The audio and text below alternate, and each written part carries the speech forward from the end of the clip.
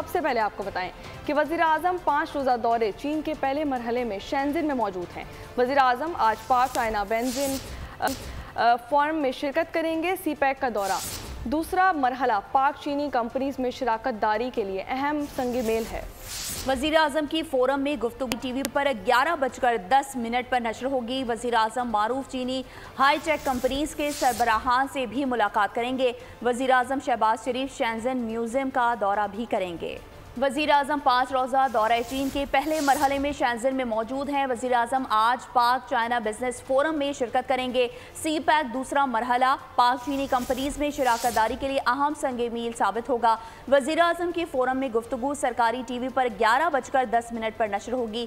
वज़ीर आज़म मारूफ चीनी hi tech companies के सरबराहान से भी मुलाकात करेंगे, जबकि वज़ीर आज़म शहबाज शरीफ शेंजिन म्यूजियम का दौरा भी करेंगे। सब्सक्राइब करें और बेल दबाएं ताकि कोई खबर रह न जाए।